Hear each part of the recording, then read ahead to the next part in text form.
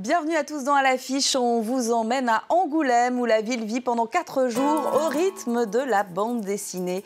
C'est la 42e édition de ce grand rendez-vous placé cette année sous le signe de Charlie Hebdo. Un grand prix spécial pour la rédaction du journal satirique a été créé ainsi qu'un prix de la liberté d'expression. 200 000 visiteurs sont attendus car le show must go on. On vous fera découvrir l'auteur Herman et ses derniers personnages de western, mais aussi une drôle de compétition, les 24 heures de la BD. Le tout avec notre envoyée spéciale, Alexandra Renard.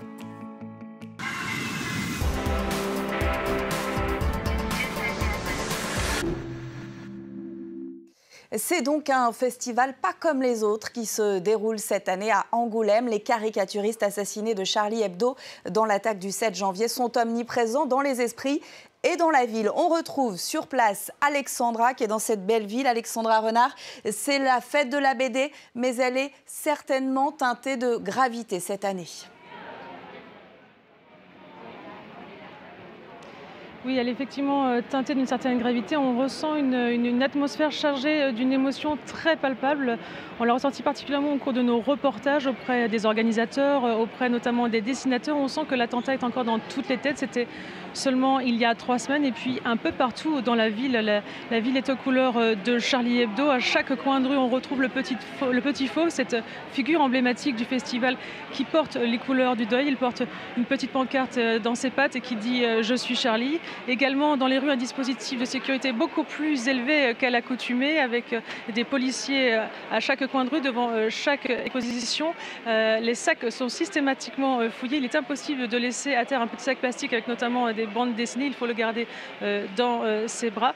Et puis aussi des pratiques de détection, des portiques de détection ont été installés aux endroits où on donne hommage à Charlie Hebdo. Ce matin, nous rencontrions Franck Bondou, qui est le directeur général du festival, qui nous disait qu'il espérait recevoir autant de visiteurs qu'il y en a chaque année, c'est-à-dire environ 200 000 et même peut-être plus, en écho à cette fameuse marche républicaine qu'il y avait eu en France et qui avait réuni 4 millions de personnes. Ici donc beaucoup d'hommages pour Charlie Hebdo et je vous propose justement de découvrir celui qui a été réalisé en prélude au festival. Angoulême, capitale française du 9e art, rend hommage aux dessinateurs assassinés de Charlie Hebdo. Sur cette banderole géante dévoilée sur l'hôtel de ville, une ribambelle de héros de BD pour d'autres héros de BD assassinés sur leur lieu de travail. Cabu, Wolinski, Tinius, Charb, Honoré. Cette 42e édition du Festival international de la bande dessinée est orpheline de ces grands noms. Le 7 janvier dernier, leur magazine satirique était la cible d'un terrible attentat terroriste. Dans la ville, une quarantaine de unes de Charlie Hebdo ont été apposées sur des panneaux électoraux et un prix Charlie sera décerné aux défenseurs de la liberté d'expression. Charb, Wolinski, Tinius étaient des habitués de ce festival. Donc il y a en effet très rapidement après les attentats, une mobilisation de ces dessinateurs, de ces auteurs de BD qui s'est fait pour aussi rendre hommage à Charlie Hebdo. Et ce Grand Prix Charlie aura vocation à perdurer et je crois que c'est la nouveauté de cette édition et qui va s'installer durablement malheureusement dans le paysage de notre festival. À quelques pas du centre-ville, le musée de la BD a bousculé également son programme. Intégralement dédié à Charlie Hebdo et à ses dessinateurs, l'exposition montée dans l'urgence retrace l'histoire de l'hebdomadaire. De sa genèse au numéro historique du 14 janvier 2015. 60 années d'histoire française, 60 années d'histoire du monde, revues et corrigées par des princes du coup de crayon désinvolte et du verbe grinçant. En parcourant les unes de Charlie, on se rend compte qu'ils sont très en avance sur beaucoup de sujets. La contraception, le nucléaire qui est contesté très violemment. Très tôt, ce journal s'est fait le porte-drapeau de causes, on peut l'appeler comme ça, comme l'écologie, mais aussi comme le féminisme. Une fois encore, le festival honore ces dessinateurs hors normes qui auront marqué plusieurs générations. Un hommage entre rire et... Ce journal incarne, on continue à parler de ce festival d'Angoulême avec les temps forts, Alexandra. Oui, effectivement, il y a, vous l'avez compris, 2 festivals. Donc un festival consacré à Charlie Hebdo, comme on l'a beaucoup souligné, et puis le festival international de la bande dessinée, qui réunit chaque année 1500 auteurs avec des temps forts. Cette année, nous avons remarqué notamment Jack Kirby, qui est décédé en 1994 et qui est exposé pour ses super-héros du fantastique. Le japonais Jiro Taniguchi, qui est définitivement la star du festival. Cette année, Angoulême lui consacre sa plus grande exposition européenne. Il est très apprécié par les Européens pour sa simplicité, pour son côté naturel, pour son côté universel. Beaucoup de place aussi pour la jeunesse avec Anna et Froga, et puis les Momies et bien sûr Calvin et Hobbes. Et je vous propose justement d'écouter le directeur délégué général du festival, Franck Bondou, avec son coup de cœur pour Calvin et Hobbes. Si j'avais un coup de cœur, ce serait, parce qu'on est tous très affectés par l'enfance. Je pense que Bill Watterson, l'exposition Bill Watterson avec Calvin et Hobbes, ce petit garçon qui regarde le monde d'un regard toujours très amusé, parfois stoïque, et innocent surtout, avec des remarques définitives. Je pense qu'il est extrêmement intéressant, il est très très philosophe en fait, et puis il y a son tigre qui ne s'anime que lorsqu'il le regarde lui, alors que les adultes, lorsqu'ils le regardent, ne voient qu'une peluche. Donc moi, j'ai vraiment beaucoup d'affection pour Calvin et Hobbes et cette création immense de Bill Watterson. Merci en tout cas, Alexandra. Bon festival à vous. Continuez à nous offrir de beaux reportages. Il y en a un de vous qu'on va passer justement. Vous êtes rendu avec Alexander Turnbull aux 24 heures de la BD, cette compétition qui demande un bon coup de crayon et de rapidité parce que les candidats, 400 au total, doivent réaliser 24 planches en 24 heures seulement. Lewis Trondheim, initiateur des 24 heures de la BD, rejoint d'autres dessinateurs.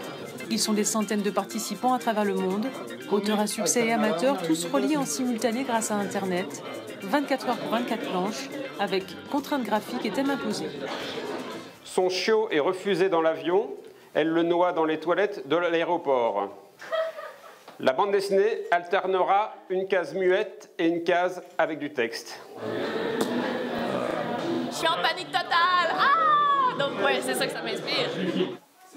Le premier réflexe quand on commence les 24 heures de la BD, c'est de bien réfléchir. Surtout ne pas commencer à fond en dessinant. Il faut se dire, voilà, il faut une histoire. Mais moi, je ne fais pas ça. Je commence à fond. Les heures et les pages défilent. Comme sortis d'un rêve, naissent et prennent vie des petits personnages, au bout de doigts agiles, nerveux ou tendres. Comme c'est la première fois en plus que je fais les 24 heures, donc je voudrais pas rater le truc, c'est-à-dire ne pas finir. Puis je me méfie aussi beaucoup de la fatigue. Donc là, tant que je suis en forme, j'ai envie d'y aller, je fais à fond. Coloriste aussi pour Johanne Sfar et mariée à Lewis, elle ne peut faillir, même si elle a un peu froid et un peu faim. C'est le problème un petit peu des dessinateurs, généralement on dessine un peu toujours la même façon, puis on s'ankylose, et là le but c'est de se mettre un gros coup de pied aux fesses. Beaucoup s'équipent de tablettes graphiques et numériques, des supports autorisés qui ont remplacé depuis bien longtemps les découpes des pages de magazines pour l'inspiration. C'était assez marrant les premières années quand on a commencé vraiment à utiliser Google Images, parce que quand tu regardais des bandes dessinées par exemple d'étudiants où il y avait des hélicoptères, à chaque fois c'était le même hélicoptère qui venait de la première page de Google Images. Pour certains c'est nuit blanche, pas le choix. Le lendemain, quelques minutes avant le gong final, les traits sont tirés, les yeux peinent à rester ouverts. Cette année, ce dessinateur ne finira pas son album. J'ai un peu trop tardé à me mettre en marche. J'aime bien ce que j'ai fait, même si j'ai fait que 14 pages. Voilà, donc ouais, je vais essayer de finir. Même si quelques histoires manquent de cases, restent encore les bulles.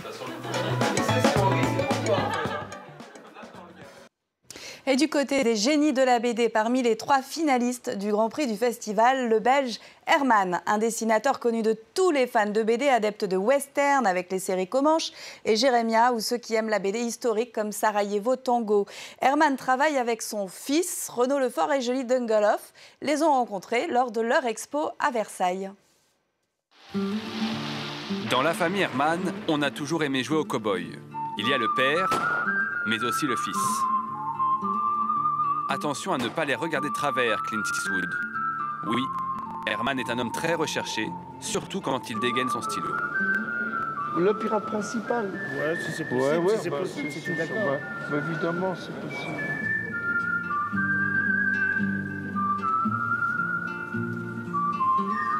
Herman est mon auteur favori depuis que je suis tout petit.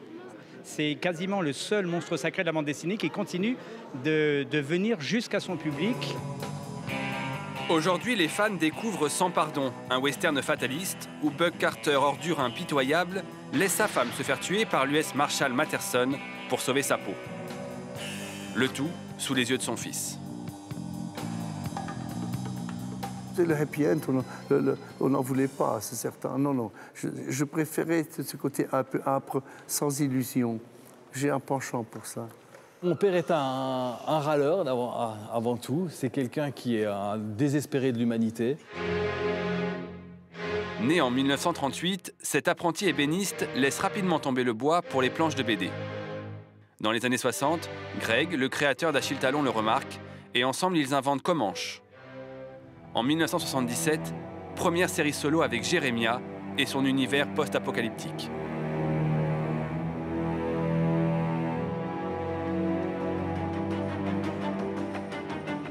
Si Tour du Bois-Maury, fresque médiévale, frappe par son réalisme, dans Sarajevo Tango, le trait d'Herman se fait plus politique en s'attaquant à la guerre de Bosnie.